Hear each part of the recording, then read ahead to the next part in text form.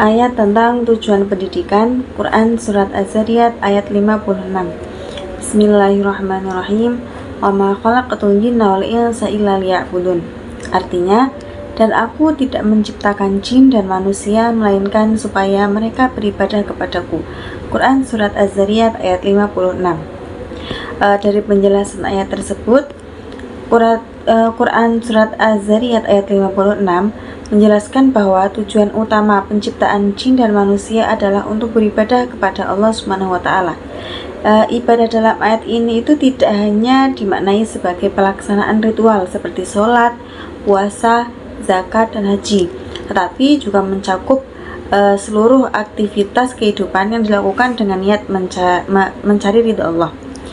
Dalam perspektif pendidikan Islam, ayat ini menjadi dasar bahwa pendidikan tidak hanya bertujuan memberikan ilmu pengetahuan, tetapi juga membentuk manusia yang beriman, bertakwa, dan memiliki kesadaran akan tugasnya sebagai hamba Allah.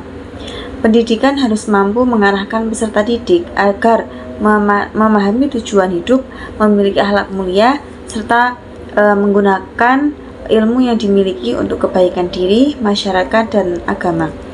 Dengan demikian, tujuan pendidikan Islam adalah membentuk manusia yang seimbang antara aspek intelektual, spiritual, moral, dan sosial, sehingga mampu menjalankan fungsi sebagai hamba Allah sekaligus khalifah di muka bumi.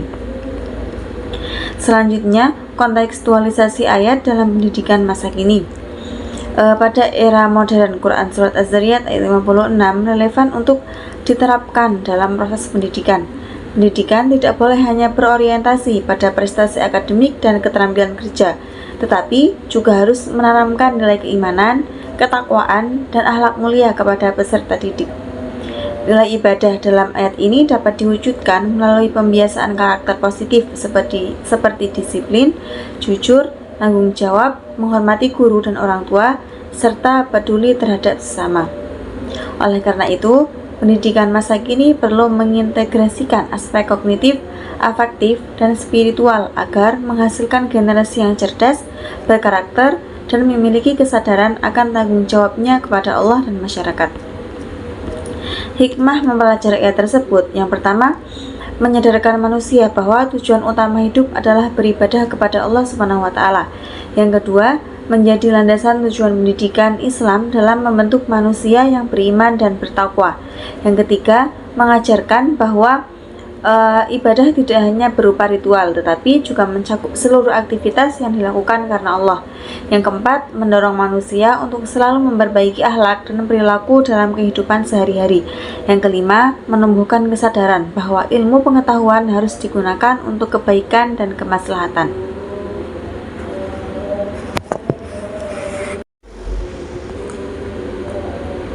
Selanjutnya, ayat tentang belajar mengajar. Quran Surat Al-Alaq ayat 1-5. Bismillahirrahmanirrahim. Iqra bismi rabbikal ladzi khalaq, khalaqal insana min 'alaq. Iqra wa rabbukal akram, alladzi 'allama bil qalam, 'allamal insana ma lam ya'lam.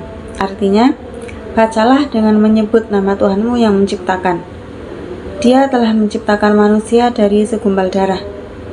Bacalah dan Tuhanmu lah yang maha pemurah, yang mengajar manusia dengan perantara pena.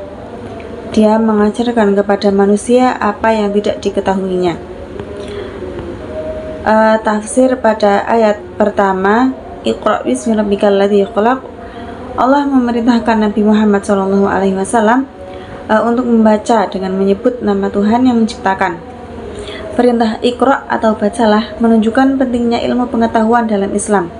Membaca dalam ayat ini tidak hanya berarti membaca tulisan, tetapi juga memahami, menelaah, dan mempelajari tanda-tanda kebesaran Allah yang terdapat dalam wahyu maupun dalam alam semesta. Pada lafaz khalaqal insana min 'alaq, kata insan atau manusia merupakan bentuk tunggal memiliki makna umum yang mencakup seluruh manusia. Adapun frasa min 'alaq menunjukkan asal-usul penciptaan manusia dari segumpal darah atau sesuatu yang melekat di rahim. Ayat ini mengingatkan manusia akan asal penciptaannya yang sederhana sehingga tidak boleh bersikap sombong. Pada ayat Iqra wa rabbukal akram, Imam At-Tabari menjelaskan bahwa maknanya adalah bacalah wahai Muhammad, dan Tuhanmu lah yang maha pemurah. Ayat ini menunjukkan kemurahan Allah yang memberikan berbagai nikmat kepada manusia, terutama nikmat ilmu pengetahuan. Selanjutnya pada ayat Alladzi 'allama bil qalam, Allah menjelaskan bahwa Dia mengajarkan manusia melalui kolam atau pena, yaitu sarana untuk menulis, mencatat, dan menyebarkan ilmu pengetahuan. Dengan adanya tulisan, ilmu dapat diwariskan dari satu generasi ke generasi berikutnya. Kemudian pada ayat Allamal insana ma lam ya'lam, Allah menegaskan bahwa seluruh ilmu yang dimiliki manusia pada hakikatnya berasal darinya. Manusia yang sebelumnya tidak mengetahui apapun, kemudian diberi kemampuan untuk belajar, berpikir, dan mengembangkan pengetahuan melalui berbagai sarana yang Allah sediakan. Selanjutnya kontekstualisasi ayat tersebut. Kontekstualisasi Quran Surat Al-Alaq ayat 1-5 dalam pendidikan masa kini menunjukkan bahwa pendidikan harus menumbuhkan budaya literasi, yaitu kebiasaan membaca, menulis, meneliti, dan mencari ilmu pengetahuan. Perintah Iqra atau bacalah menjadi landasan bahwa peserta didik harus aktif belajar serta mampu mengembangkan kemampuan berpikir kritis, kreatif, dan inovatif dalam menghadapi perkembangan zaman. Selain itu, ayat ini menegaskan bahwa pencarian ilmu tidak boleh terlepas dari nilai-nilai keimanan. Pendidikan modern tidak cukup hanya mengembangkan aspek intelektual, tetapi juga harus membentuk karakter, akhlak, dan tanggung jawab moral peserta didik. Dengan demikian, ilmu yang diperoleh tidak hanya digunakan untuk kepentingan pribadi, tetapi juga memberikan manfaat bagi masyarakat dan menjadi sarana mendekatkan diri kepada Allah.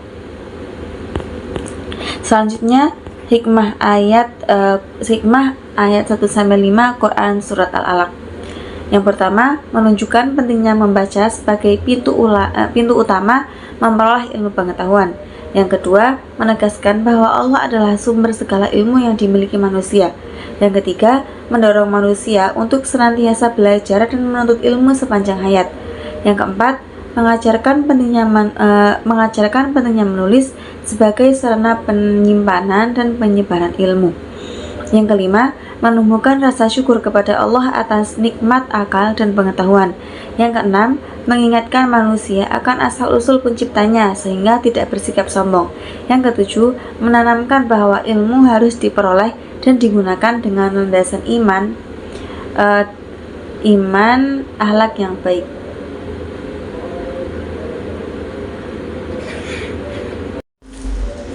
Selanjutnya, ayat tentang metode pendidikan. Quran Surat Al-Ma'idah ayat 67. Bismillahirrahmanirrahim. Ya ayyuhar rasul balligh ma unzila ilaika min rabbik wa illam taf'al fama ballaghta risalatah wallahu ya'simuka minan nas innallaha la yahdil qaumal kafirin. Artinya, wahai Rasul, sampaikanlah apa yang diturunkan Tuhanmu kepadamu. Jika tidak engkau lakukan apa yang diperintahkan itu, berarti engkau tidak menyampaikan amanahnya, dan Allah memelihara engkau dari gangguan manusia. Sungguh Allah tidak memberi petunjuk kepada orang-orang kafir. Quran Surat Al-Ma'idah ayat 67.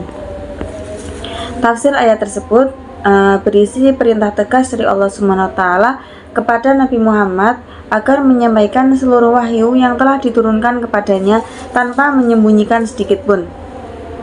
Perintah baligh ma unzila ilaika min rabbik, sampaikanlah apa yang diturunkan Tuhanmu kepadamu, menunjukkan bahwa menyampaikan risalah merupakan amanah besar yang harus dilaksanakan secara utuh dan penuh tanggung jawab. Apabila wahyu tersebut tidak disampaikan, maka tugas kerasulan dianggap belum terlaksana dengan sempurna. Ayat ini juga memberikan penguatan kepada Rasulullah agar tidak merasa takut terhadap berbagai ancaman, penolakan, maupun tekanan dari orang-orang yang memusuhi dakwah Islam. Melalui firman-Nya, Allah menjamin perlindungan bagi Rasulullah dalam menjalankan tugas menyampaikan kebenaran. Jaminan tersebut menunjukkan bahwa seorang penyampai kebenaran harus memiliki keberanian dan keyakinan kepada Allah dalam menjalankan amanahnya. Kontekstualisasi hadis dalam dunia pendidikan masa kini. Quran Surat Al-Ma'idah ayat 67. Dalam dunia pendidikan menunjukkan pentingnya sikap amanah dalam menyampaikan ilmu dan kebenaran. Seorang pendidik memiliki tanggung jawab untuk menyampaikan ilmu secara benar, utuh, dan objektif tanpa mengurangi maupun menyembunyikan informasi yang penting bagi peserta didik. Nilai amanah yang terkandung dalam ayat ini menjadi landasan etika profesi guru dalam menjalankan tugas pendidikan. Selain itu, ayat ini mengajarkan keberanian dalam menyampaikan kebenaran, meskipun menghadapi berbagai tantangan dan tekanan dalam konteks pendidikan modern. Peserta didik itu perlu dibiasakan untuk memiliki sikap jujur, berani menyampaikan pendapat dengan benar, serta tidak mudah terpengaruh oleh informasi yang menyesatkan. Hikmah mempelajari ayat tersebut: yang pertama, mengajarkan pentingnya menyampaikan kebenaran dan amanah secara utuh, menanamkan sikap jujur dan bertanggung jawab dalam setiap tugas yang diemban. Selanjutnya, mendorong keberanian untuk menyampaikan kebenaran meskipun menghadapi tantangan, menumbuhkan keyakinan bahwa Allah akan memberikan perlindungan kepada hambanya yang menjalankan perintahnya. Yang terakhir, menjadi landasan etika bagi pendidik dalam menyampaikan ilmu secara benar dan objektif.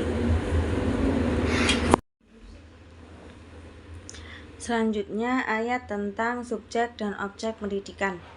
Quran Surat An-Nahl ayat 43-44. Bismillahirrahmanirrahim. Wa ma arsalna min qablika illa rijalan nuhi ilaihim fas'alu ahla dzikri in kuntum la ta'lamun. Bil bayyinati waz zubur wa anzalna ilaika dzikra litubayyana lin-nasi ma nuzila ilaihim la'allahum yashkurun. Artinya, dan kami tidak mengutus sebelum engkau Muhammad melainkan orang laki-laki yang kami beri wahyu kepada mereka. Maka bertanyalah kepada orang yang mempunyai pengetahuan jika kamu tidak mengetahui. Dengan membawa Selanjutnya, ayat tentang subjek dan objek pendidikan. Quran Surat An-Nahl ayat 43 dan 44. Bismillahirrahmanirrahim. Wa ma arsalna min qablika illa rijalan nuhi ilaihim fas'alu ahla dzikri in kuntum la ta'lamun. Bil bayyinati waz zubur wa anzalna ilaika dzikra litubayyana lin-nasi ma nuzila ilaihim la'allahum yashkurun. Artinya, dan kami tidak mengutus sebelum engkau Muhammad melainkan orang laki-laki yang kami beri wahyu kepada mereka. Maka bertanyalah kepada orang yang mempunyai pengetahuan jika kamu tidak mengetahui. Ayat 44, dengan membawa keterangan-keterangan mukjizat dan kitab-kitab, dan kami turunkan al-dzikr atau Al-Quran kepadamu agar engkau menerangkan bahwa kepada manusia apa yang telah diturunkan kepada mereka dan agar mereka memikirkan. Tafsir ayat tersebut, Quran Surat An-Nahl ayat 43 menjelaskan bahwa para rasul yang diutus Allah kepada manusia adalah manusia biasa yang diberi wahyu, bukan malaikat sebagaimana yang dipersoalkan oleh kaum musyrik. Allah kemudian memerintahkan manusia untuk bertanya kepada ahli dzikr atau orang-orang yang memiliki pengetahuan. Apabila mereka tidak mengetahui suatu perkara, perintah ini menunjukkan pentingnya mencari ilmu dan belajar kepada orang yang ahli agar memperoleh pemahaman yang benar. Selanjutnya ayat 44, Allah menjelaskan bahwa para rasul itu diutus dengan membawa al-bayyinat atau bukti-bukti yang nyata dan az-zubur atau kitab-kitab. Selain itu, Allah menurunkan al-dzikr atau Al-Quran kepada Nabi Muhammad SAW agar beliau menjelaskan isi wahyu kepada manusia. Hal ini menunjukkan bahwa tugas Nabi bukan hanya menerima wahyu, tetapi juga menjelaskan, mengajarkan, dan membimbing umat agar memahami serta mengamalkan ajaran Allah dalam kehidupan sehari-hari.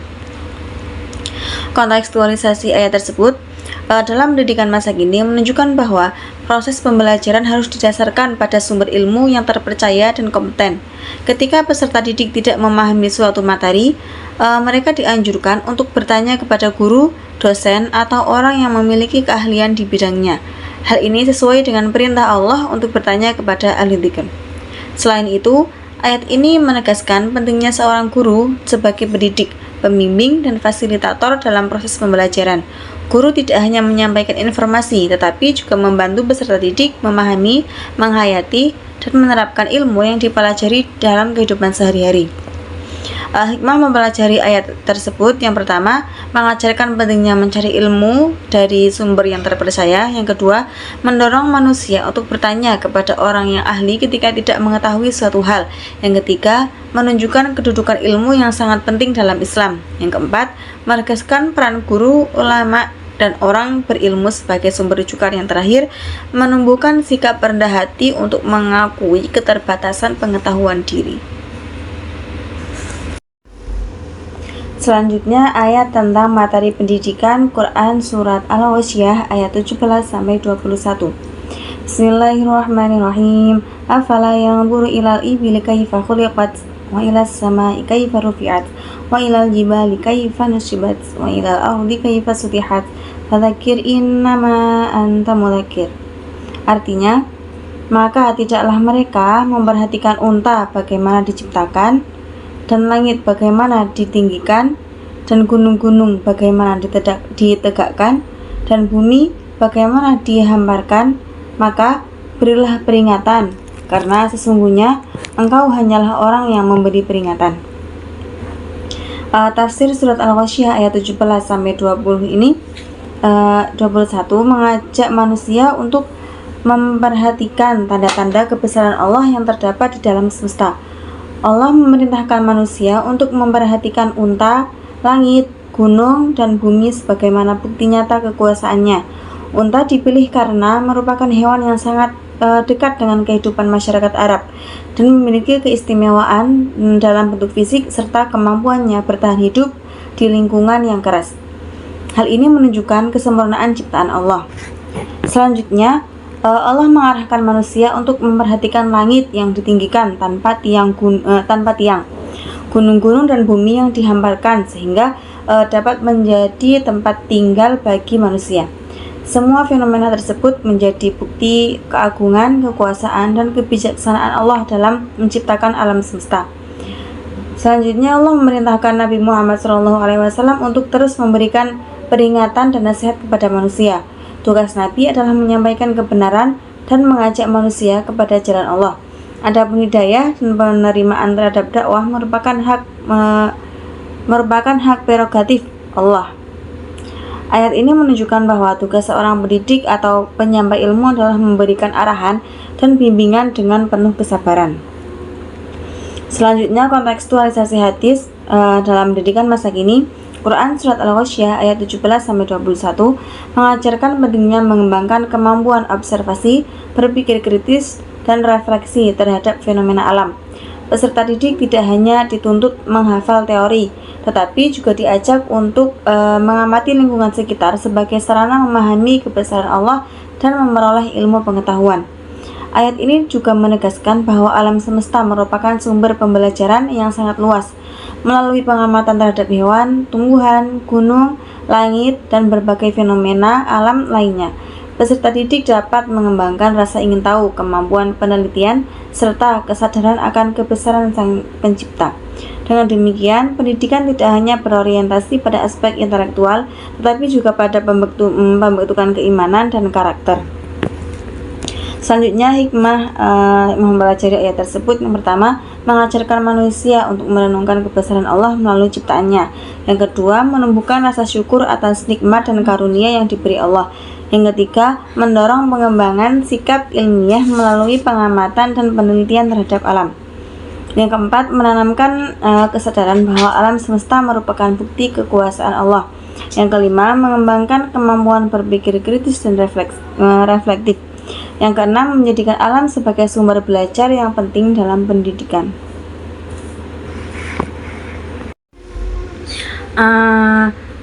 Ayat tentang pendidikan akhlak Quran surat Al-Ahzab ayat 21. Bismillahirrahmanirrahim. Laqad kana lakum fi Rasulillahi uswatun hasanatun liman kana yarjullaha wal yawmal akhir wa dzakarallaha katsira. Artinya, sungguh telah ada pada diri Rasulullah itu suri tauladan yang baik bagimu, yaitu bagi orang yang mengharapkan rahmat Allah dan kedatangan hari kiamat serta yang banyak mengingat Allah. Quran surat Al-Ahzab ayat 21.